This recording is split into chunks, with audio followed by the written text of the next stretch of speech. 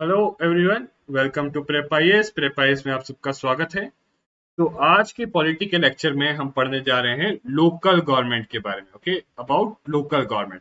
और local government में भी हम स्पेसिफिकली पंचायती राज के बारे में पढ़े। Okay, we are reading about Panchayati Raj. Okay, और अगेन यहाँ पर पंचायती राज में हम सबसे पहले क्या पढ़ेंगे, इवोल्यूशन, कि कैसे ये पंचायती राज आई। ओके, कैसे ये जो है 73rd आपका कॉन्स्टिट्यूशनल अमेंडमेंट एक्ट आया। ओके, फिर हम पढ़ेंगे 73rd कॉन्स्टिट्यूशनल अमेंडमेंट एक्ट के फीचर्स, क्या इसके की फीचर्स हैं। फिर हम पढ़ेंगे पेसा एक्ट के बारे में कि ये एक्ट क्या है और क्यों लाया गया और इसके क्या की प्रोविजंस है। ओके, तो बेसिकली अगेन ये बड़ा ही इंपॉर्टेंट चैप्टर है क्योंकि ऑलरेडी पेसा पे तो एक क्वेश्चन आ ही चुका है। ओके, और पंचायती राज पीआरआई पे भी कई बार आ चुके हैं क्वेश्चन। ओके, एक बार स्टेट इलेक्शन कमीशन पे क्वेश्चन आ चुका है, एक बार स्टेट फाइनेंस कमीशन पे। ओके, तो ये सब चीजें हम यहाँ पर ये जो प्रोविजन है इसके सारे अच्छे से देखेंगे और पेसा एक्ट के बारे में पढ़ेंगे। ओके, अगेन जो लोग अभी हमें अभी ज्वाइन कर रहे हैं, या जो लोग पहली बार ये लेक्चर देख रहे हैं, उनकी इंफॉर्मेशन के लिए कि प्रेप आईएएस ने 3 मंथ्स का completely free crash course launch किया यूपीएससी प्रीलिम्स 2021 के लिए ऑन यूट्यूब। ओके, सारे लेक्चर्स आपको यूट्यूब पे अवेलेबल रहेंगे। ओके, आप पीछे पीछे की जो क्लासेस हो चुकी हैं उसके लेक्चर्स भी आप यूट्यूब पे देख सकते हो। Okay, and it will be a very comprehensive course. Okay, इसमें आपका स्टैटिक और डायनामिक पोर्शन दोनों कवर्ड है। साथ ही साथ आपका हर संडे डाउट क्लियरिंग सेशन होगा। तो इसके जो भी लेक्चर्स हैं, अगर उसमें कोई भी डाउट हो आपको, तो आप वो जो है हर लेक्चर के नीचे डिस्क्रिप्शन में एक डाउट फॉर्म है, उस डाउट फॉर्म में आप अपने डाउट्स भरिए और वो डाउट्स हम आपके संडे को एड्रेस करेंगे। साथ ही साथ आपका सी सेट क्लासेस भी इंक्लूडेड है इसमें। ओके, हर संडे, एवरी संडे सी सेट क्लासेस भी होती हैं, क्योंकि सी सेट भी बहुत ही इंपॉर्टेंट पार्ट है। अभी देखा गया है कि कई लोग पेपर 1 में कट ऑफ क्लियर कर लेते हैं, बट सी सेट के कारण रुक जाते हैं। तो इसलिए सी सेट को भी इग्नोर नहीं करना है। ओके, और लास्टली आपको 5 high quality full length mock test भी मिलेंगे। ओके, तो बेसिकली हाई क्वालिटी को इसलिए बोल रहे हैं कि they will be closely align to UPSC, और इसमें वही क्वेश्चंस हम लोग कोशिश कर रहे हैं इंक्लूड करने की जिसकी हाईएस्ट प्रोबेबिलिटी है आने की आपके एग्जाम में। ओके, और जो स्टडी मटेरियल और नोट्स जो भी आपको ये लेक्चर्स के हैं अगर चाहिए, and even quizzes, okay, quiz भी हो रहे हैं, वो आप हमारा टेलीग्राम चैनल ज्वाइन कर सकते हैं। You could join our Telegram channel and there you could get all that. Okay, और यहाँ पे आप फैकल्टी की डिटेल्स देख सकते हो, सारी फैकल्टी की डिटेल्स यहाँ पर हैं। ओके, और जो भी अगर आपको अगर पूरा डिटेल शेड्यूल चाहिए, तो या रजिस्ट्रेशन का लिंक चाहिए, तो उसके लिए आप हमारा डिस्क्रिप्शन बॉक्स में यू कुड चेक इट, वहां पर आपको लिंक मिल जाएगा for detailed schedule as well as registration. Okay, तो अगेन स्टार्ट करने से पहले मैंने एक कोड देखा आज, जो मुझे लगा काफी रिलेवेंट है यूपीएससी एस्पिरेंट्स के लिए। राइट, इनफैक्ट ये एक चीज बोलता है कंसिस्टेंसी के बारे में। कंसिस्टेंसी, ओके, सो देखिए ये आपकी प्रिपरेशन के लिए बहुत इंपॉर्टेंट है। देखिए अगर आप देखोगे ना, तो शुरू में जब ये लेक्चर्स हमने शुरू किए थे, बहुत सारे लोग देख रहे थे, बट धीरे धीरे, इनफैक्ट यहाँ पर क्या जनरली भी कोचिंग में देखा गया है कि शुरू में जब कोचिंग शुरू होती है ना कोई भी, तो बच्चों में बहुत एंथुसियाज्म होता है और बहुत ही सारे बच्चे मतलब रेगुलर क्लासेस अटेंड करते हैं, वो करते हैं। बट धीरे धीरे धीरे धीरे जैसे टाइम निकलता जाता है, उसमें से जो नॉन सीरियस कैंडिडेट्स होते हैं वो हट जाते हैं, और बस जो सीरियस बच्चे होते हैं वही कंसिस्टेंटली रेगुलरली क्लासेस अटेंड करते हैं, फिर अपनी सेल्फ स्टडी करते हैं। तो उसीलिए बोला जाता है, that's why it is said that जो सक्सेस है इस एग्जाम में या इन जनरल लाइफ में भी, सक्सेस जो होता है, it is sum of small efforts repeated day in and day out. अगर मैं बोलूं आपके लिए, अगर आप हमारा कोर्स फॉलो कर रहे हैं, तो आपके लिए क्या होगा ये स्मॉल एफर्ट, ये कैसे होगा? सी, आपके लिए जो एफर्ट होगा वो ये होगा कि आप रेगुलरली हमारे लेक्चर्स देखिए।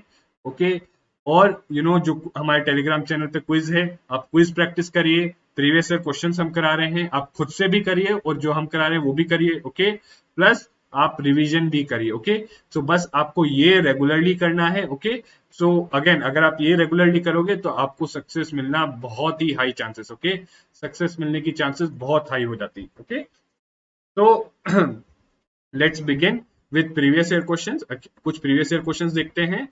Again these are quite simple ones. Okay, ये वाला काफी सिंपल क्वेश्चन है। Consider the following statements.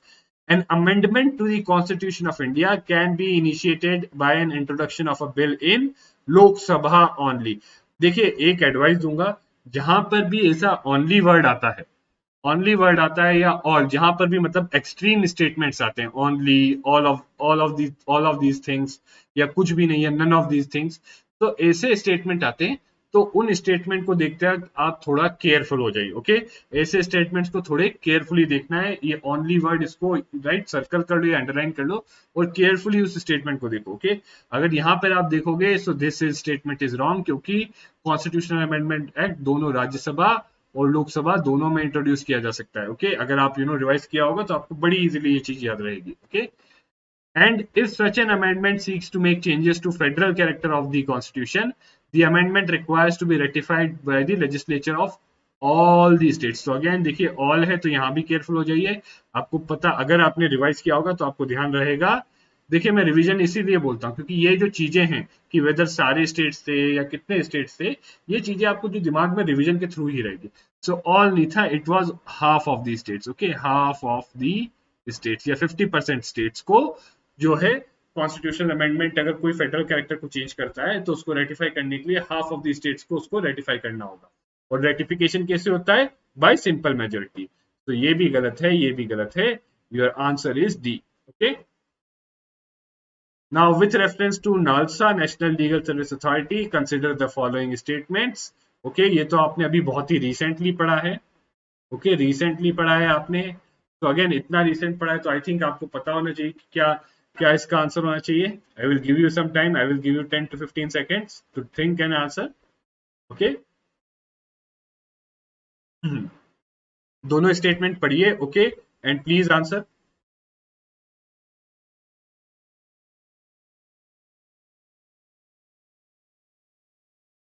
तो देखिए पहला क्या स्टेटमेंट है, its objective is to provide free and competent legal services to the weaker sections of the society on the basis of equal opportunity. So yes, you all know it aims to provide free legal aid, okay, to weaker sections of the society. So yes, this is correct. This is correct. Okay. Now it issues guidelines for state legal service authorities to implement the legal programs and schemes throughout the country. अगर आप याद करोगे तो मैंने जब state legal service authority के बारे में बताया था, right, state legal service authority, तो उसका एक फंक्शन क्या था कि जो गाइडलाइंस या जो पॉलिसीज या जो प्रोग्राम जो ले डाउन करती है नालसा, उसको इम्प्लीमेंट करना, one of the, it was one of the functions of the state legal service authority, okay. So ये भी करेक्ट है आपका, ये भी करेक्ट है। तो आपका आंसर हो गया सी, बोथ 1 and 2। अगेन देखिए ये चीजें आपको जब भी याद रहेंगी जब आप ये सब रिवाइज करोगे, ओके। अब अगला आ जाइए, with reference to Gram Nyayalaya act, okay, which of the following statements is are correct, okay. As per the act, Gram Nyayalaya can here only, देखिए थोड़ा बी केयरफुल, जब भी ओनली देखते हो तो be careful, okay. Please remember this advice, जब भी only या ऑल देखते हो तो थोड़ा केयरफुल हो जाइए, कॉशियस हो जाइए, okay, right. So as per the act, Gram Nyayalay can hear only civil cases and not criminal cases. Okay, but अगर आप रिमेंबर करोगे तो Gram Nyayalaya can hear both criminal and civil cases mentioned in the first and second schedule of the act. के first और second schedule जो act का है उसमें जो क्रिमिनल और सिविल केसेस दोनों हियर कर सकता है ग्राम न्यायालय, okay. So this is wrong, okay, so this is wrong. Now next is the act allows local social activists as mediators and reconciliators. So अगर आप याद करोगे so जब हम उसके फीचर्स के बारे में लिख रहे थे, सी पहली चीज तो दे आर हेडेड बाय न्याय अधिकारी, राइट, न्याय अधिकारी प्रिसाइड करते हैं। बट अगर आप एक और चीज पढ़ोगे इसमें तो इसमें आगे जाके लिखा हुआ था कि they should try to bring about conciliation, okay, conciliation as far as possible. और कंसीलिएशन करने के लिए ये लोग लोकल सोशल एक्टिविस्ट को मीडिएटर और रिकंसिलिएशन के लिए रख सकते हैं, अपॉइंट कर सकते हैं, okay. So this is correct, this is wrong, the answer is B only, okay. Again ये चीज जब भी पता चलेगी आपको जब आप रिवाइज करोगे, इफ यू विल रिवाइज, अगर आप रिवाइज करोगे तो ही आपको ये ध्यान में रहेगा, okay. Now this I think this should be very easy one, okay, very easy one. अगर आपको जुडिशियल रिव्यू का कॉन्सेप्ट क्लियर है तो ये बहुत ही इजी क्वेश्चन है, okay. So in India judicial review implies what does it imply? Does it imply the power of judiciary to review all the legislative enactments before they are assented to by president? देखिए अगर आप अपनी memory वो करोगे तो ऐसा तो कहीं भी नहीं होता, okay. This is nowhere. In fact अगर ऐसा करेगी तो it is interfering in the parliament के जो बिजनेस में इंटरफियर कर रहा है। Okay, so this will be a violation of separation of power. तो ऐसा नहीं है। Now the power of judiciary to review its own judgments given earlier in similar or different cases. So again ये power आपने देखी थी, this was revisory jurisdiction. Okay, ये power तो है but this is revisory jurisdiction, this is not judicial review. Okay, so ये भी गलत।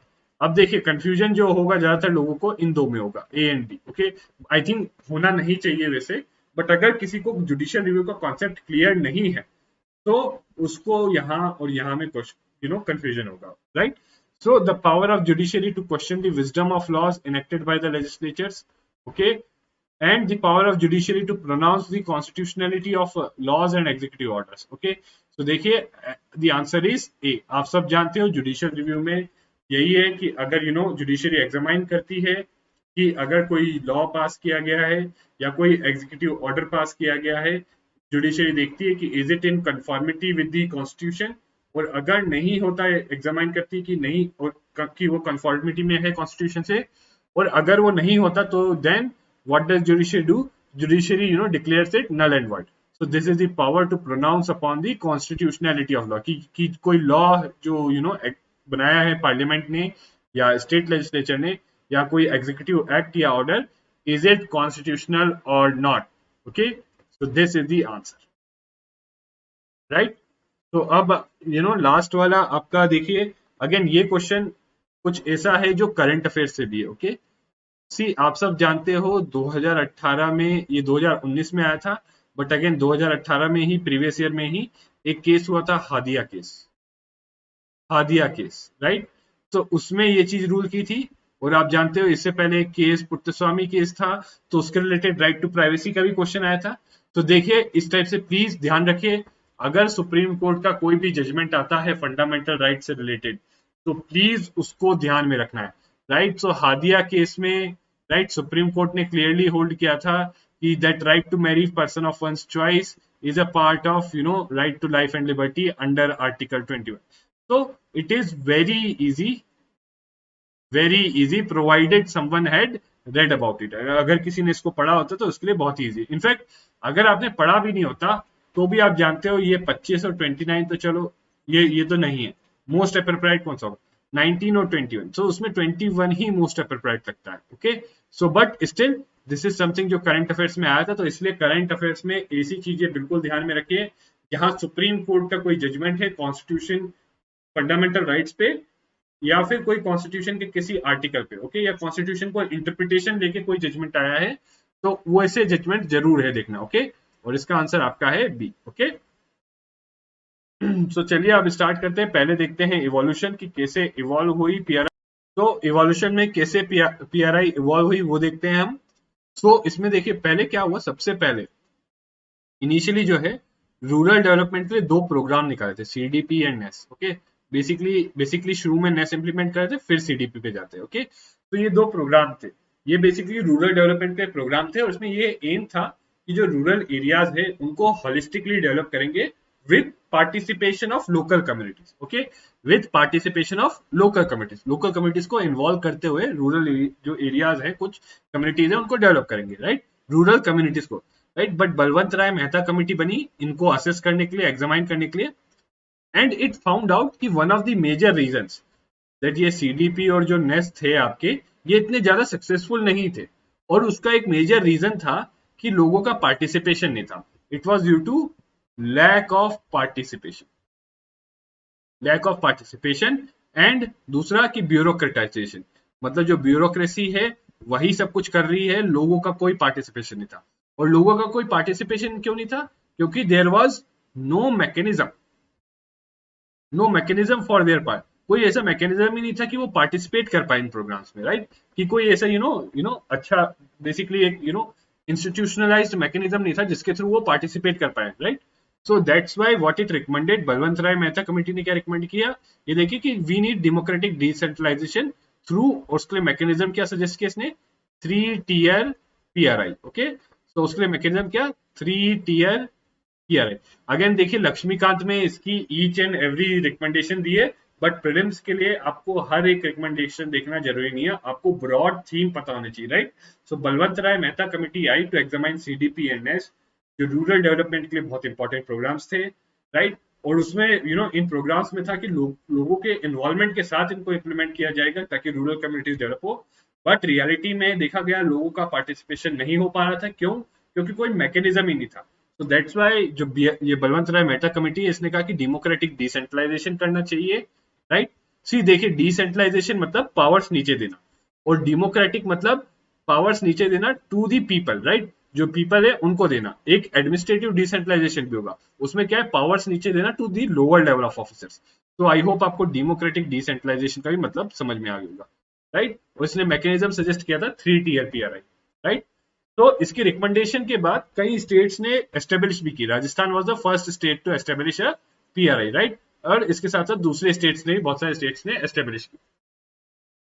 बट प्रॉब्लम ये थी कि 2-3 प्रॉब्लम्स थी कि एक तो यूनिफॉर्मिटी नहीं थी पीआरआईज में, और दूसरा ये देखा गया था कि एस्टेब्लिश तो कर दी गई, बट जो पीआरआईज जो थी वो एम्पावर्ड नहीं थी। उनको कई बार ब्यूरोक्रेसी ओवररूल कर देती, उनके इलेक्शंस रेगुलरली नहीं हो रहे थे, या उनकी जो मीटिंग्स वगैरह रेगुलर नहीं हो रही थी। तो इस तरीके से पीआरआई जो फंक्शनिंग में थी, because they were not backed by anything, okay, कुछ कॉन्स्टिट्यूशनल बैकिंग नहीं थी, राइट। इसलिए वो जो है, जो स्टेट्स जो है उसको अच्छे से उनको इम्प्लीमेंट नहीं कर रहे थे, अच्छे से उनको सपोर्ट नहीं प्रोवाइड कर रहे थे, राइट, क्योंकि कॉन्स्टिट्यूशनल बैकिंग नहीं थी उनकी। तो that's why Ashok Mehta committee आई and it recommended 2 tier PRI and constitutional recognition, कि अगर इनको कॉन्स्टिट्यूशनल बना दिया जाएगा, ओके, अगर पीआरआई को, तो हर स्टेट को सीरियसली लेना पड़ेगा फिर इस 3rd टियर को, ओके, हर स्टेट को सीरियसली लेना पड़ेगा। और कॉन्स्टिट्यूशन में जो पीआरआई को लेके जो प्रोविजन है वो हर स्टेट को इम्प्लीमेंट करने पड़ेंगे, ओके। बट अगेन इसकी रिकमेंडेशन ज्यादा हो नहीं पाई इम्प्लीमेंट, राइट, बिकॉज जो जनता पार्टी गवर्नमेंट थी वो फॉल हो गई। बट अगेन कुछ स्टेट्स ने जो है बीच में 2 टियर पीआरआई भी बनाई, ओके। और उसके बाद फिर आई G V K Rao committee. Now this committee was to examine rural development and poverty alleviation. And again इसने देखा कि क्यों रूरल डेवलपमेंट इतनी पेस पे नहीं हो रहा और क्यों पॉवर्टी जल्दी नहीं घट रही। तो एक रीजन था कि ब्यूरोक्रेटाइजेशन, मतलब जो पूरा डेवलपमेंट प्रोसेस है, पूरा डेवलपमेंट होने का प्रोसेस है, उसमें रोल जो है ब्यूरोक्रेसी का डोमिनेंट रोल है, ओके, और लोगों का जो रोल है वो कम है। तो जो bureaucratization of development had weakened PRI. तो इससे क्या, पीआरआईज भी जो बनी हुई थी यहाँ पे, ये वाली या ये वाली, वो उनके भी फंक्शन कम हो गए, उनको इतना इंपॉर्टेंस नहीं दिया जा रहा था, okay. So it recommended to strengthen and revitalize PRI, G V K Rao committee, कि रूरल डेवलपमेंट करना है और पॉवर्टी एलिवेशन करना है, तो we need to strengthen and revitalize PRI. साथ ही साथ इट ऑल्सो रिकमेंडेड कि पीआरआईज के पास panchayati raj institution should be the main institution for development of rural areas, okay, right, ना कि ब्यूरोक्रेसी। ब्यूरोक्रेसी की जगह panchayati raj should be the main institution for development, और ब्यूरोक्रेसी को सपोर्टिंग रोल करना चाहिए, ओके। उसके बाद और भी कमिटीज आई, एलएम सिंघवी, कंगन एंड गादगिल कमिटी।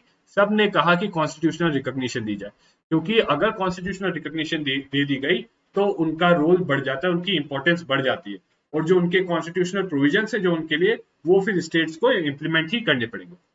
फिर इसी की रिकमेंडेशन पे 64th कॉन्स्टिट्यूशनल अमेंडमेंट एक्ट आया टू कॉन्स्टिट्यूशनलाइज पीआरआई, मतलब पीआरआई को कॉन्स्टिट्यूशनल स्टेटस देने का, बट ये पास नहीं हो पाया, राइट।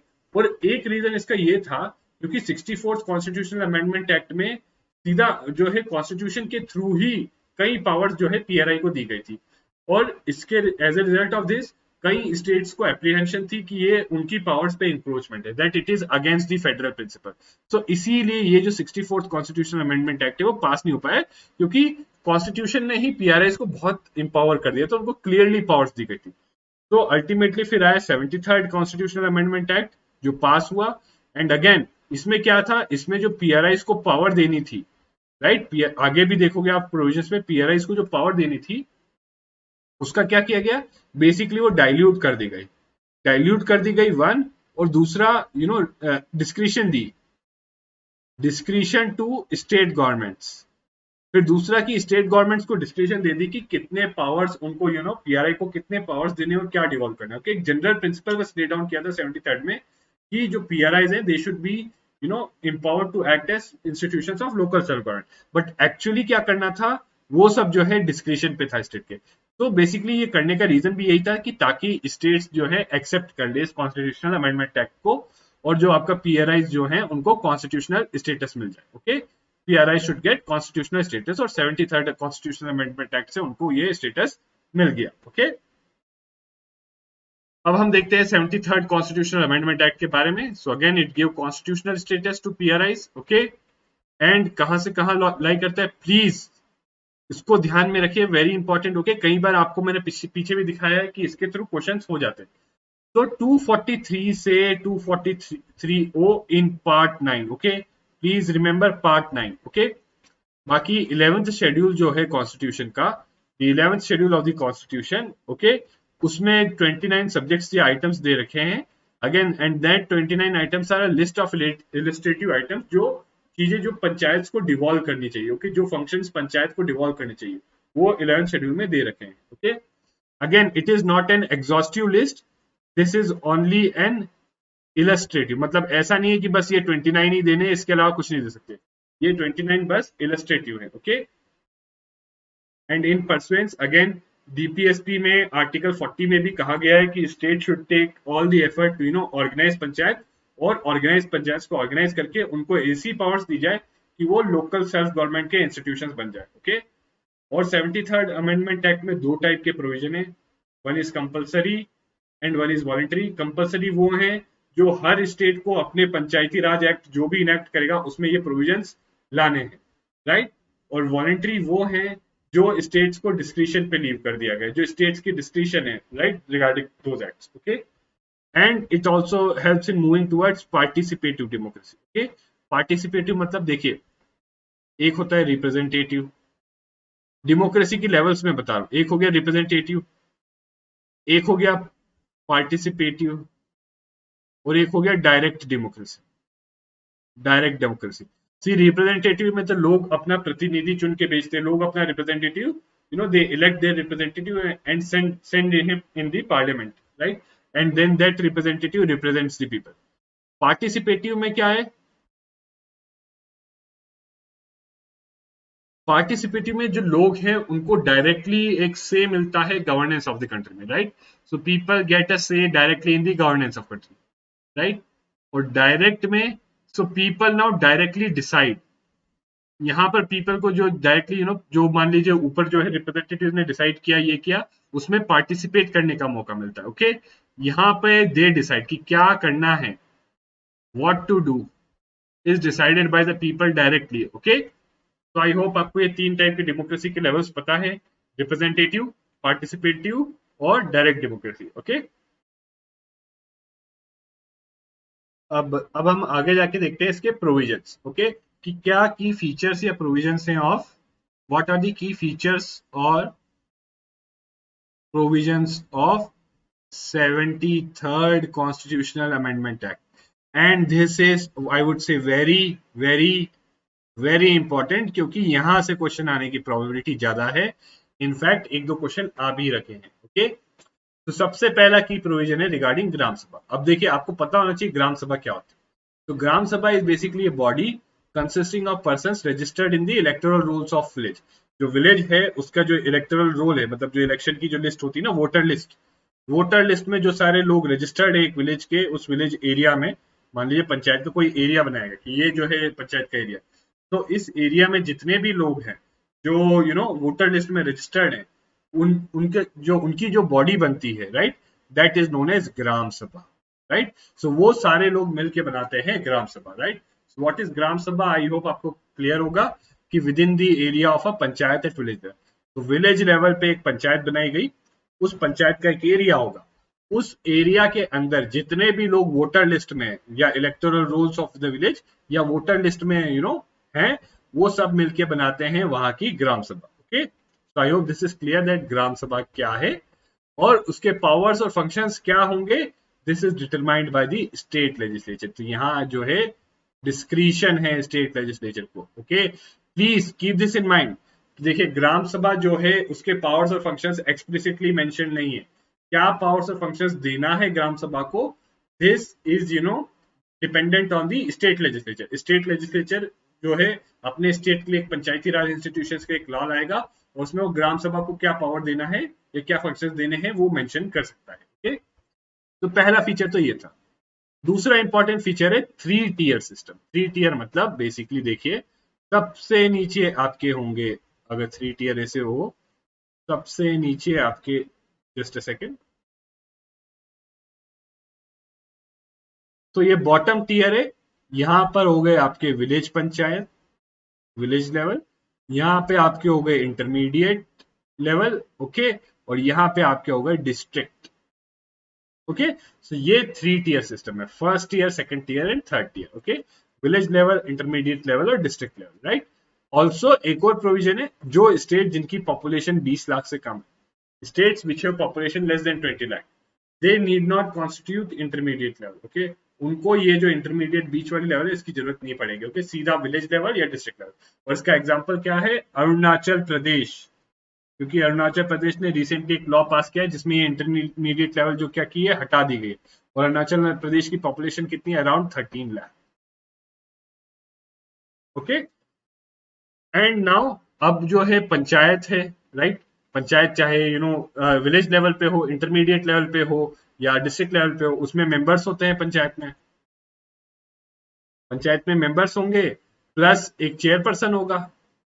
तो ये मेंबर्स कैसे इलेक्ट होते हैं, how these members are elected? तो एट ऑल द 3 लेवल्स जो मेंबर्स हैं दे आर डायरेक्टली इलेक्टेड। तो चाहे वो विलेज पंचायत हो, चाहे वो इंटरमीडिएट लेवल की पंचायत हो, चाहे वो डिस्ट्रिक्ट लेवल की पंचायत हो, इन तीनों लेवल पे जो पंचायत के मेंबर्स हैं they are directly elected. And please remember, I am saying members, I am saying members, chairperson की बात नहीं कर रहा। Okay, so I am saying members, chairperson की बात नहीं। अब जहां तक चेयरपर्सन की बात है, तो चेयरपर्सन जो है इंटरमीडिएट और डिस्ट्रिक्ट लेवल वाले, तो इंटरमीडिएट और डिस्ट्रिक्ट लेवल पे चेयरपर्सन जो है दे विल बी, उसके लिए कॉन्स्टिट्यूशन बोलता है दे will B indirectly elected by and from amongst the elected members of that panchayat. Okay, तो अगेन ये जो इंटरमीडिएट और डिस्ट्रिक्ट लेवल की जो पंचायत है उसका चेयरपर्सन कैसे सिलेक्ट होगा? तो इंटरमीडिएट लेवल के जो सारे मेंबर्स हैं, इलेक्टेड मेंबर्स हैं, वो सब मिल के ही, या डिस्ट्रिक्ट लेवल के जो सारे इलेक्टेड मेंबर्स हैं वो सब मिल के ही जो है उस लेवल की पंचायत का चेयरपर्सन सिलेक्ट करेंगे, राइट। अब विलेज लेवल की पंचायत का क्या? तो उसका chairperson of village level panchayat कैसे सिलेक्ट होगा, वो छोड़ दिया गया है स्टेट लेजिस्लेचर कि स्टेट लेजिस्लेचर की मर्जी के ऊपर है कि वो अपने उसमें कैसे भी प्रोसेस डिफाइन कर सकता है कि जैसे जो है विलेज लेवल की जो पंचायत है उसका चेयरपर्सन सिलेक्ट करा जाए। ओके, एंड ऑल्सो जो मेंबर्स हैं उनको राइट टू वोट है in panchayat meetings to the chairperson and other members of the panchayat elected directly and indirectly. Okay, अगला इंपॉर्टेंट एस्पेक्ट आता है रिजर्वेशन। तो पंचायत में भी रिजर्वेशन है for socially and educationally backward classes and SC/ST। Okay, so for scheduled caste and scheduled tribe there is a reservation for all at all levels for members, for seats बोलते हैं या members बोलते हैं, for seats और members, scheduled caste और scheduled tribe के लिए सारी levels पे जो है reservation है। okay, in proportion to their population and this is in, ऐसा नहीं कि कुछ fixed है, it is in proportion to their population। okay, तो कितने, मान लीजिए किसी स्टेट है, कोई स्टेट है, वहां पे पॉपुलेशन है से 1 लाख और से मान लीजिए 10,000 are belonging to schedule caste. Okay, so अगर वहां पर मान लीजिए 100 सीट्स है, 100 सीट्स है, तो 10 seats will go to schedule caste. Okay, I hope आपको ये क्लियर। और जहां तक वुमेन की बात है, तो वुमेन के लिए 1/3 सीट से रिजर्वेशन होना चाहिए, एंड जो रिजर्वेशन है it should not be less than 1/3। यानी मान लीजिए 100 सीट है, अगर 100 seat, and this is including SC/ST, right? So assume there are 100 seats. So this provision says that not less than 33 seats, right? So at least minimum 33 seats तो reserved होनी चाहिए women के लिए, right?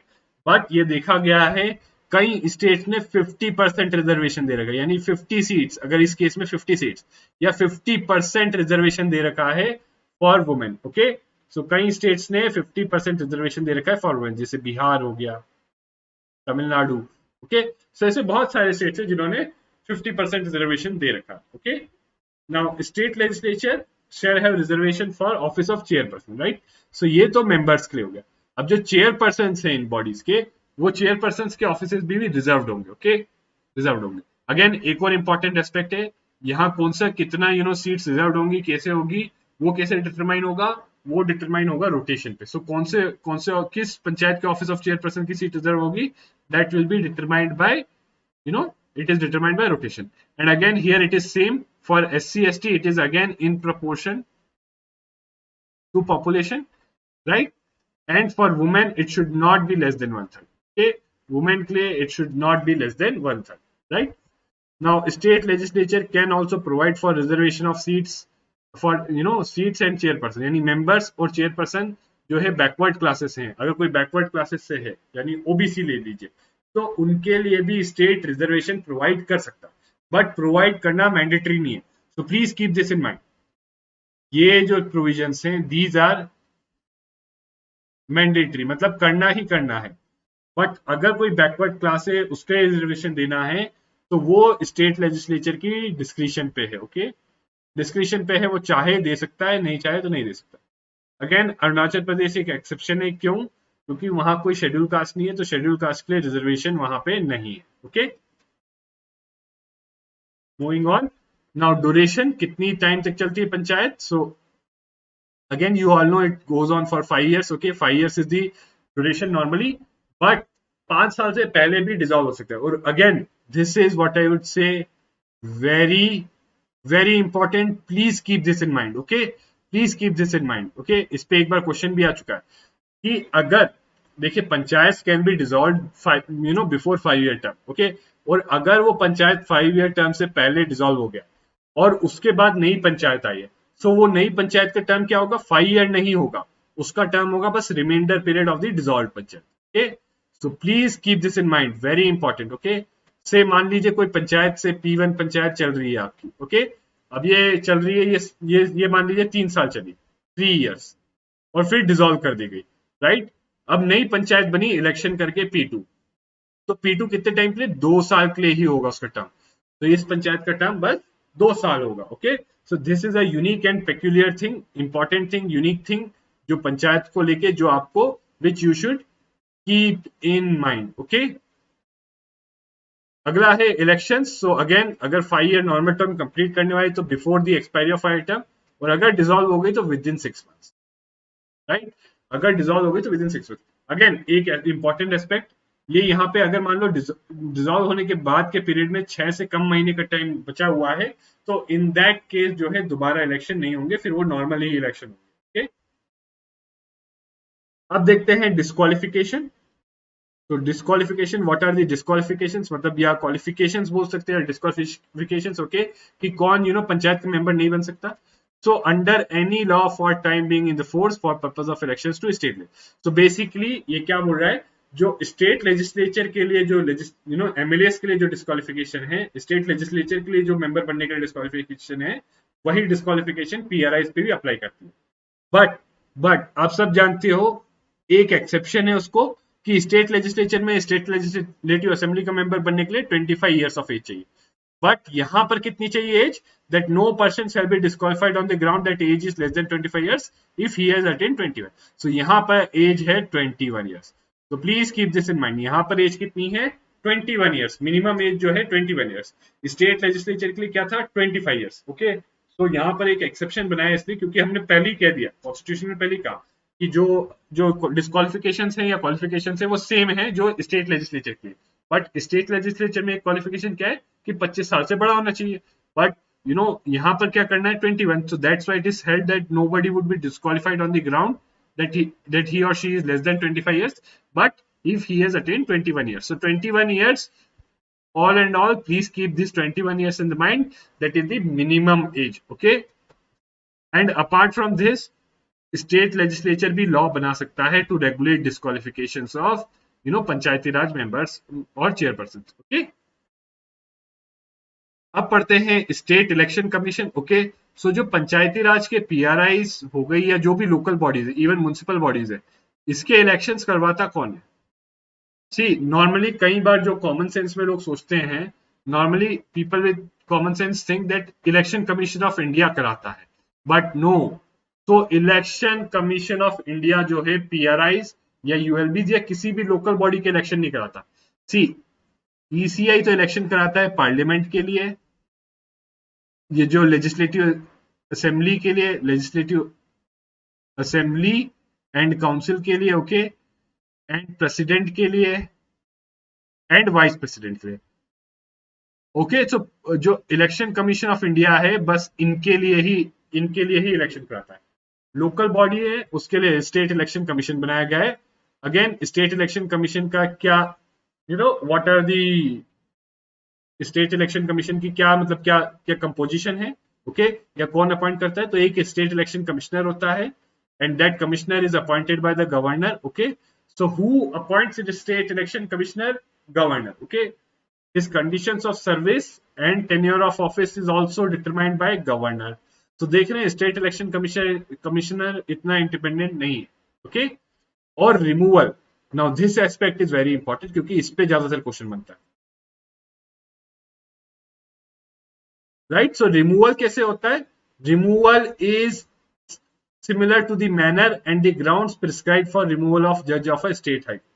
तो high court के जज का जैसे रिमूवल होता है वैसे ही एक स्टेट इलेक्शन कमिश्नर रिमूव होता है। और आई होप आपको पता है हाई कोर्ट का जज कैसे रिमूव होता है। प्रेसिडेंट रिमूव करता है on and address by the parliament, okay, और उसकी पूरी प्रोसीडिंग्स होती है, ओके। सो सेम पैटर्न में जो है यहाँ पे एक स्टेट इलेक्शन कमिश्नर रिमूव होता है, ओके। नाउ स्टेट लेजिस्लेचर में make provisions with respect to all the matters relating to election of panchayat, मतलब पूरा कंट्रोल है इनके पास इलेक्शन ऑफ पंचायत को लेके, ओके। Just a second. तो अब हम देखते हैं what are the powers and functions, मतलब ये जो पीआरआईज के लिए powers and functions for PRIs, इनको क्या पावर्स और फंक्शंस देनी है, इसके रिगार्डिंग क्या मेंशन कर रखा है under 73rd constitutional amendment act. तो 73rd कॉन्स्टिट्यूशनल अमेंडमेंट एक्ट के अंदर क्या मेंशन कर रखा है regarding the powers and functions that are to be given to PRI, okay. तो सबसे पहली चीज जो है स्टेट लेजिस्लेचर को ये मतलब वो दे रखा है डिस्क्रिशन कि स्टेट लेजिस्लेचर के ऊपर छोड़ दिया है कि उनको डिटरमाइन करना है कि क्या वो ऐसी पावर्स और फंक्शंस होने दे ताकि वो सेल्फ गवर्नमेंट के इंस्टीट्यूशंस हो जाए, ओके। तो it is under this 73rd constitutional amendment act it is mentioned that it is discretion of state legislature that they should give them such powers that are necessary for them to function as institutions of institutions of self government, but this is a cause of problem क्योंकि because of this provision only, क्योंकि कोई fixed specify नहीं किया है। सी constitution ने ये specify नहीं किया है कि एग्जैक्टली क्या पावर्स देनी चाहिए। कॉन्स्टिट्यूशन ने बस कहा है कि ये ऐसी पावर्स देनी चाहिए स्टेट लेजिस्लेचर को जिससे वो they could function as institutions of self government, but exactly क्या पावर देनी चाहिए ये स्पेसिफाई नहीं किया, राइट। सो दैट्स वाई हुआ क्या है कि basically because of this provision only कई स्टेट्स ने पावर्स डिवॉल्व नहीं किए। many states have not devolved the powers to PRI, so that's why वो अभी जो है ये विजन है कि that they should PRI should be institutions of local self government, ये अभी भी कहीं ना कहीं रियलाइज नहीं हुआ है, ओके। एंड सेकेंडली एक और गाइडलाइन दी है, क्या गाइडलाइन दी है? that for preparation and implementation of plans and schemes for economic development and social justice including 29 matters in 11th schedule, so जो पावर्स देनी है उनको those powers should be given should enable them कि वो social justice और economic development के लिए plans बना पाए और उनको इम्प्लीमेंट कर पाए। प्लस साथ ही साथ इस चीज में वो जो 29 मैटर्स जो 11th शेड्यूल में मेंशन्ड है वो भी इंक्लूड हो उनको पावर्स देते हुए, ओके। तो this is what the constitution says, but again these are not mandatory, ये बस गाइडलाइंस है उनपे, ओके। अब उसके बाद स्टेट लेजिस्लेचर पे है कि उनको कितनी पावर्स देनी है, कितने फंक्शंस देने हैं पीआरआईज को और कितना नहीं देने, okay. Now regarding finances again it is पूरा स्टेट लेजिस्लेचर के ऊपर छोड़ दिया है कि it is up to state legislature that they can authorize them to levy collect and appropriate taxes duties tolls fees या assign to panchayat taxes duties tolls fees, okay, collected by the state government, okay, and then provide for making grants in it। तो पंचायत को कोई grant भी देनी हो तो ये भी कौन डिटरमाइन करेगा? State legislature, okay. या कोई टैक्स उनको असाइन करना हो, कोई ड्यूटी उनको असाइन करना हो, कोई टोल्स असाइन करना हो, राइट, जो स्टेट ने कलेक्ट किया है तो ये भी कौन डिटरमाइन करेगा? ये स्टेट लेजिस्लेचर। या उनको अथॉरिटी देनी कि वो खुद से कोई टैक्स या कोई फीस लगा सके, ये अथॉरिटी भी कौन को देगा? State legislature, right.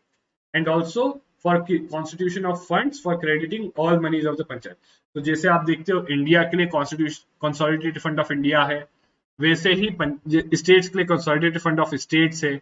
उसी तरीके से ये जो प्रोविजन है ये इनेबल करता है कि स्टेट लेजिस्लेचर के पास पावर है कि वो एक टाइप का फंड बना सकते हैं पंचायत के लिए जहां उनका सारा मनी जाएगा, right. Regarding audit of accounts, कि उनके अकाउंट्स कैसे ऑडिट होने, अगेन इसके लिए प्रोविजंस कौन बनाएगा? State legislature. तो स्टेट लेजिस्लेचर एक एक्ट में जो भी प्रोविजंस बना देता है रिगार्डिंग ऑडिट ऑफ अकाउंट्स, वो सारे जो है फॉलो होंगे और they will be applicable to PRIs. Okay, now application to UTs, कि क्या ये यूनियन टेरिटरीज पे ये 73rd constitutional amendment act applicable है? So yes, it is applicable to UTs, but here is the catch, president के पास power है कि वो इसके एप्लीकेशन को रिस्ट्रिक्ट कर सकता है या मॉडिफाई कर सकता है। ओके, कि वो कि ये डिफरेंट फॉर्म में अप्लाई करे। ओके, वो पावर किसके पास है? प्रेसिडेंट के पास, in case of union territory. अब आ जाते हैं another important body, okay, state finance commission. See, आपके पास एक यूनियन फाइनेंस कमीशन है और एक होगी अब ये स्टेट फाइनेंस कमीशन। तो देखिए 3 लेवल है, यूनियन है, स्टेट्स हैं और लोकल बॉडीज हैं। लोकल बॉडीज इसमें दोनों आ जाती है, पीआरआई आ जाती है और अर्बन ये आ जाती है आपकी म्युनिसिपल बॉडीज। ओके, तो देखिए इन दोनों के बीच जो डिवीजन करना है इसके लिए आपका यूनियन फाइनेंस कमीशन है। इनफैक्ट देखिए यहाँ पर जो इन दोनों के बीच में डिवीजन करना है ये state finance commission, state finance commission. और ऑल्सो एक और इसको फंक्शन दिया है कि इन दोनों के बीच तो डिवाइड करने का फंक्शन दिया ही है कि जो रिसोर्सेस हैं वो यूनियन और स्टेट्स के बीच में डिवाइड करनी है, फाइनेंशियल रिसोर्सेस। बट साथ ही साथ यूनियन फाइनेंस कमीशन के पास एक और ऑब्जेक्टिव है कि इट वुड सजेस्ट कि कैसे जो है ये लोकल बॉडीज है इनका रिसोर्सेज जो है कि क्या इनको रिसोर्सेज देनी है और कैसे इनका रिसोर्स बेस स्ट्रेंथन कर सकते हैं। In fact union finance commission grants local bodies को ग्रांट भी देती है। Okay, and also this it has to be done on the recommendation, मतलब ये जो इसकी रिपोर्ट्स है इसकी रिपोर्ट्स देख के, स्टेट फाइनेंस कमीशन की रिपोर्ट्स देख के। तो अगेन आप अगर पावर्स देखोगे, सो गवर्नर कौन बनाता है स्टेट फाइनेंस कमीशन? गवर्नर, हर 5 साल में। और किस चीज पे रिकमेंडेशंस देती है? On what things will the state finance commission give recommendations? Distribution between the state and the panchayats, the net proceeds of taxes, duties, tolls, fees levied by state and allocation of shares among the panchayats at all levels. Okay, so देखिए एक तो ये चीज हो गई कि ये state है और ये पंचायत है। सो इन दोनों के बीच में स्टेट ने कुछ बहुत सारी taxes, duties, tolls, fees levy किए। अब वो दोनों कैसे स्टेट और पंचायत के बीच में डिवाइड हो ये स्टेट फाइनेंस कमीशन बताएगा। ओके, बट अब पंचायत में भी आपके पास 3 टाइप की पंचायत है, डिस्ट्रिक्ट, इंटरमीडिएट और विलेज। ओके, अब वो जो पैसा जो है इन दोनों में डिवाइड होके यहां पर आया, अब ये पैसा इन तीनों में कैसे डिवाइड होगा? डिस्ट्रिक्ट को कितना जाएगा, इंटरमीडिएट को कितना जाएगा, विलेज को कितना जाएगा? तो ये भी जो डिटरमाइन करती है, ये कौन डिटरमाइन करता है? State finance commission. Okay, this is also determined by state. I hope this is very clear to you. Okay, so basically state और ये आपके पंचायत है, राइट। और पंचायत में भी फिर 3 टीयर है आपके 3 टीयर हो गए, डिस्ट्रिक्ट हो गया आपका हो गया इंटरमीडिएट, ओके, और विलेज। तो इन दोनों के बीच में तो रिसोर्स का डिवीजन तो करना जो है state finance commission, but in तीनों के बीच में जो डिवीजन करना है वो स्टेट फाइनेंस कमीशन का काम है। ओके, अब apart from this, determination of taxes, duties, tolls, fees that may be assign to panchayat, मतलब कोई ऐसी टैक्सेस, ड्यूटीज, टोल्स, फीस है जिसको कलेक्ट किया गया है उसके जो प्रोसीड्स है वो पंचायत को ही पूरा दे दे। ओके, ऐसे कौन से चीज टैक्सेस जो है जो पंचायत को दे सकते हैं। Okay, and then grant in aid to panchayats from consolidated fund of the state. Okay, so grants, ये grants और ये है ये है taxes, duties, tolls, levies. Okay, please keep this in mind. Okay, तो क्या grants देने, क्योंकि grants में कुछ ऐसा नहीं है कि जो वापस देना है। okay, तो क्या grants देने consolidated fund of state से, ये भी suggest करता है, recommendation इस पे भी देता है state finance commission. Okay, and then measures needed to improve the financial position of panchayats and any other matter referred to it by the governor in the interest of sound finance of panchayat. Okay, and also as I already told you, union finance commission के पास भी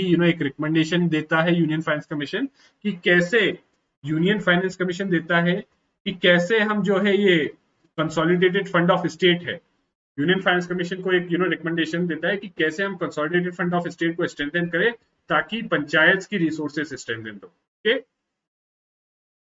also state legislature determine करता है कि क्या composition होगी इस commission की, क्या इसमें जो मेंबर्स होंगे उनकी क्वालिफिकेशंस होगी, कंपोजिशन, क्वालिफिकेशंस और उनका manner of selection in state finance commission is determined by the state legislature. Okay, अब आ जाइए कुछ exempted. Now this is an important aspect, इस पे क्वेश्चन बन सकता है क्योंकि एक ऐसा एरिया है जो normally which one should know और जो नॉर्मली नेग्लेक्ट हो जाता है। Okay, so this is very important कि what are the exempted states and areas. Okay, कौन से ऐसे स्टेट्स हैं जो एग्जेम्प्टेड है और कौन से ऐसे एरियाज हैं जो एग्जेम्प्टेड है। तो Nagaland, Meghalaya, Mizoram, okay, and scheduled areas and tribal areas in states. So ये बेसिकली देखिए एग्जेम्प्टेड दोनों है, 5th scheduled areas and 6th scheduled areas. 5th or 6th scheduled areas, please keep this in mind, both 5th and 6th scheduled areas are exempt from the the 73rd constitutional amendment act. Okay, इसके अलावा hill areas of Manipur and Darjeeling district of West Bengal for which Darjeeling Gorkha hill council exist. Okay, और ये exemption क्यों है? ये exemption इसीलिए है क्योंकि इन एरियाज में लोकल गवर्नेंस के मैकेनिज्म ऑलरेडी एग्जिस्ट करते हैं, that's why these are exempted. Okay, हालांकि इसके अलावा पार्लियामेंट के पास पावर है कि it could extend it to scheduled and tribal areas. Okay, parliament could extend it to scheduled and tribal areas. एक और इंपॉर्टेंट एस्पेक्ट है कि bar to interference by the courts in electoral matters, यानी पंचायत के जो elections होते हैं तो उसके जो मैटर्स हैं रिलेटेड उसमें कोर्ट्स नहीं इंटरफेयर कर सकते, जैसे डिलिमिटेशन, जैसे स्टेट लेजिस्लेचर या पार्लियामेंट के लिए कॉन्स्टिट्यूएंसीज का डिलिमिटेशन होता है, वैसे ही पंचायत के इलेक्शंस के लिए भी कॉन्स्टिट्यूशंस का कॉन्स्टिट्यूएंसीज का डिलिमिटेशन होता है। और ये जो डिलिमिटेशन किया जाता है और जो सीट्स अलॉट की जाती है पंचायत की, this can not be questioned in any court. Okay, please keep this in mind. और दूसरी चीज, नो इलेक्शन टू पंचायत। सो पंचायत को कोई भी इलेक्शन हुआ है, अगर उस पर कोई क्वेश्चन है, उस पर कोई वो है, so it can be taken to court only in a way of election petition, जैसे जिस मैनर में स्टेट लेजिस्लेचर ने प्रोवाइड किया है। ऐसे नहीं कि रैंडमली किसी भी कोर्ट के पास आप जाओ। जिस अगर कोई जो पंचायत को इलेक्शन हो रहे हैं उसमें कोई डिस्प्यूट है या कोई वो है, डाउट है, तो उसको कोई क्वेश्चन करना है तो वो बस एक इलेक्शन पिटिशन के फॉर्म में ही आप कोर्ट्स के पास ले जा सकते हो। और वो courts, not even courts, such authority and in manner जो स्टेट लेजिस्लेचर बताता है, राइट। सो स्टेट लेजिस्लेचर ने जो अथॉरिटी डेजिग्नेट की है और जिस मैनर में डेजिग्नेट किया है उसी मैनर में आप जो पंचायत के इलेक्शन जो है एक इलेक्शन पिटिशन के थ्रू क्वेश्चन कर सकते हो, right, and not in any other way. अब यहाँ पे आप एक लिस्ट ऑफ कंपलसरी प्रोविजंस देख लीजिए, राइट, क्योंकि आपसे पूछा जा सकता है कि which of the following is compulsory और which of the following is voluntary. तो देखिए, ग्राम सभा बनाना is a compulsory provision, 3 tier panchayat होना is a compulsory provision, but एक एक्सेप्शन क्या है कि अगर किसी स्टेट की पॉपुलेशन 20 लाख से कम है तो वो इंटरमीडिएट टियर जो है रिमूव कर सकता है। ओके, अगला है direct election to all the seats at all levels. Okay, so direct election to all seats at all levels. Then indirect election of chairperson at intermediate and district levels. तो जो सारी seats है पंचायत के सारे levels पे members की, वो election होना है हर सीट पे, it should be direct. Okay, but अगर चेयरपर्सन का इलेक्शन हो रहा है eight intermediate district level, it would be indirect, और वो भी इनडायरेक्ट होगा, वो भी from the members among themselves. वो जो इलेक्टेड मेंबर्स है वो अपने आप में से ही किसी एक को चेयरपर्सन चूज करेंगे, राइट। और मिनिमम एज क्या होनी चाहिए? 21 ईयर्स, 21 ईयर्स से कम नहीं होनी चाहिए। ओके, रिजर्वेशन के प्रोविजन जो मैंने आपको बताया for SC, ST and women, okay, eight all levels and for both members and chairperson. Okay, for both members और चेयरपर्सन के लिए reservation for SC, ST and women at all levels. Okay, and establishment of state election commission and state finance commission is again a compulsory or a mandatory provision जो state को अपने law में करना ही करना है। Okay, अब voluntary provisions, so again voluntary provisions वो सारे provisions हैं जैसे endowing powers and functions to gram Sabha, right. So basically देखिए, जो भी प्रोविजन किसी पावर को दे रहे हैं वो वॉलंटरी है, मेनली 73rd कॉन्स्टिट्यूशनल अमेंडमेंट। तो endowing powers and functions to Gram Sabha, right, granting powers and authority to panchayat, so Gram Sabha और panchayat, right. So panchayat basically एक बॉडी है जो ग्राम विलेज पंचायत की जो 5-6 लोगों की होती है, जिसमें सरपंच और पंच होते हैं। ओके, सो उनको क्या पावर और अथॉरिटी देनी है so that they act as institution of self government, वो एक वॉलंटरी प्रोविजन है। ओके, ऐसा स्पेसिफाइड नहीं है कि इतनी पावर और अथॉरिटी देनी। Okay, then devolution of powers and responsibilities upon panchayats to prepare plans for economic development and social justice, right, to perform some or all of the 29 functions listed in 11th schedule. So जो 11th schedule है constitution का, उसमें जो 29 items हैं, वो ऐसा नहीं कि वो सारा देना कंपलसरी है, वो सारे फंक्शंस बस पंचायत के हैं और वो पंचायत को फंक्शंस डिवॉल्व करना compulsory, but that are voluntary. Okay, तो it is dependent upon the state legislature कि वो 29 में से कुछ फंक्शंस देना चाहता है या सारे फंक्शंस देना चाहिए। So please keep this in mind. Okay, it is the voluntary provision. Okay, granting of financial power to panchayat is the voluntary, assigning to panchayat taxes, duties, tolls, levies, fees collected by the state government is voluntary. Okay, making grants in aid to the panchayat from consolidated fund is voluntary, right? Constitution of fund for crediting all monies of panchayat is voluntary. Okay, now determining the manner and election of chairperson of village panchayat, यानी village panchayat का chairperson normally हम क्या बोलते थे, सरपंच। तो सरपंच कैसे elect होगा, ये जो डिटरमाइन करना है, ये वॉलंटरी प्रोविजन है। मतलब वॉलंटरी प्रोविजन मतलब स्टेट लेजिस्लेचर के ऊपर छोड़ दिया गया, स्टेट लेजिस्लेचर को इसमें डिस्क्रिशन है। Okay, then giving representation to the chairperson of village panchayat to the intermediate और district panchayat. Okay, so basically देखिए पंचायत 3 टियर की होती है, राइट? ये डिस्ट्रिक्ट हो गई आपकी, ये इंटरमीडिएट हो गई, और ये विलेज लेवल की पंचायत हो गई। ये विलेज लेवल की बहुत सारी पंचायत है, मेनी पंचायत, यहाँ मल्टीपल पंचायत है। तो यहाँ पर जो सारी पंचायत है उनके जो चेयरपर्सन है, इनके चेयरपर्सन को इंटरमीडिएट लेवल की पंचायत पे किसी एक इंटरमीडिएट लेवल की पंचायत पे रिप्रेजेंटेशन देना, ये एक वॉलंटरी प्रोविजन। मतलब ऐसा प्रोविजन बना सकती है स्टेट लेजिस्लेचर, या नहीं भी बनाएगी तो भी कोई इशू नहीं होगा। Okay, right? और इसी तरीके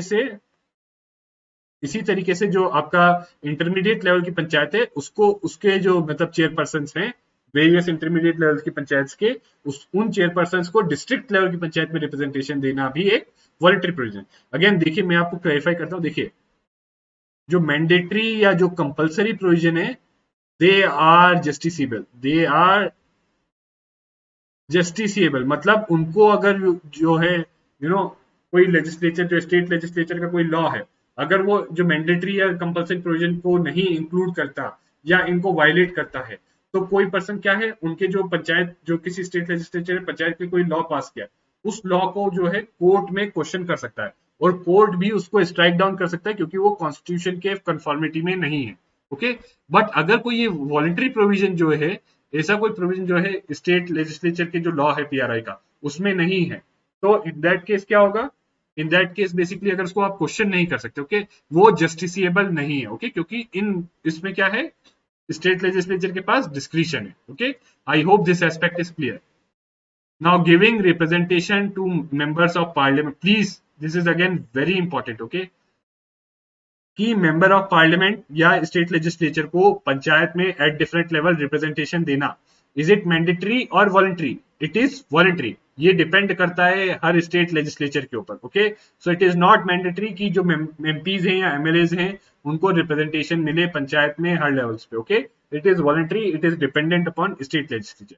तो स्टेट लेजिस्लेचर अगर देना चाहता है तो स्टेट लेजिस्लेचर अपना जो पीआरआई के लिए लॉ लाएगा, उसमें क्लियरली ये मेंशन करेगा कि जो पंचायत में जो कॉन्स्टिट्यूएंसी में है एमपीज और एमएलएज, उनको रिप्रेजेंटेशन मिलेगी panchayat. Okay, and providing for reservation of seats both members and chairperson for backward classes in panchayat at all levels is again a voluntary provision, right? अब हम देखते हैं PESA act. Okay, PESA act, right? Again I think class कुछ ज्यादा ही लंबी हो गई है, 1 घंटे से ऊपर जाने वाली है, तो I think I would cover this PESA act in your next class. Okay, next class में कवर करूंगा मैं पेसा एक्ट। ओके, और साथ ही साथ इसमें पेसा एक्ट के साथ मैं कवर करूंगा अर्बन लोकल बॉडीज। ओके, क्योंकि अर्बन लोकल बॉडीज रिलेटिवली छोटा होगा, right? So that we will cover in next class. But एक एस्पेक्ट जो मैं आपको यहाँ पर दिखाना चाहूंगा, that is finances of panchayat, right? Panchayat के फाइनेंसेस को लेके। Okay, one aspect that I would like to highlight here कि पंचायत के पास पैसा कहाँ से आता है, क्योंकि पंचायत के साथ एक बहुत बड़ी प्रॉब्लम क्या है कि उनके पास रिसोर्सेज का शॉर्टेज है। ओके, तो अगर आप मेंस में, तो क्वेश्चन ये आ भी चुका है कि पंचायत के पास रिसोर्सेज का शॉर्टेज, ये प्रॉब्लम क्यों होती है, उसका सोल्यूशन क्या है। बट प्रीलिम्स में आपको ये ध्यान रखना है, क्योंकि आपको ये बोल सकते हैं कि ऐसा आपको स्टेटमेंट दे सकते हैं क्वेश्चन कि which of the following is a source of source of fund for PRIs, और फिर उसमें 1 2 3 4 5 करके आपको दे सकते हैं, और फिर नीचे दे देंगे सिलेक्ट द करेक्ट। ओके, सो इसीलिए आपको पता होना चाहिए कि पंचायत को फंड्स कहां कहां से मिलते हैं। ओके, सो पहली चीज तो सेंट्रल फंड्स कहां कहां से मिलते हैं ये देख सकते हैं आप, centrally sponsored scheme and additional central scheme under article 282। आप सब जानते हैं आर्टिकल 282 मतलब discretionary grants, discretionary grants from, right, discretionary grants from center, okay, and then grants from center, and जो सेंट्रल फाइनेंस कमीशन जो ग्रांट्स देती है recommendation करके, राइट, सेंटर देती है। सो ये आर्टिकल 280, यानी फाइनेंस कमीशन की एक तो हो गई डिस्क्रिशनरी ग्रांट, सेंटर से पैसा कैसे आता है पंचायत के पास, एक हो गया आपका डिस्क्रिशनरी ग्रांट्स, ओके, जो नॉर्मली ऐसे आपको सेंट्रल स्कीम्स के अंदर देते हैं या एडिशनल सेंट्रल असिस्टेंस के थ्रू देते हैं, और एक आपका हो गया जो फाइनेंस कमीशन है, जो सेंट्रल CFC मतलब यहाँ सेंट्रल फाइनेंस कमीशन। तो सेंट्रल फाइनेंस कमीशन आगे जब हम फाइनेंस कमीशन पढ़ेंगे ना, जब हम फाइनेंस कमीशन पढ़ेंगे तो हम तब 15th फाइनेंस कमीशन की 15th FC की रिपोर्ट भी पढ़ेंगे, और उस रिपोर्ट में आप देखोगे कि रिकमेंडेशन है कि लोकल बॉडीज को इतना पैसा जाए, और वो लोकल बॉडीज को इतना पैसा जाए, और इतना पैसा जो है अर्बन लोकल बॉडीज को जाए, इतना पैसा जो है रूरल लोकल बॉडीज को जाए या PRIs को जाए। ओके, सो ये 280, सो please keep this in mind. Okay, 280 and this is 282।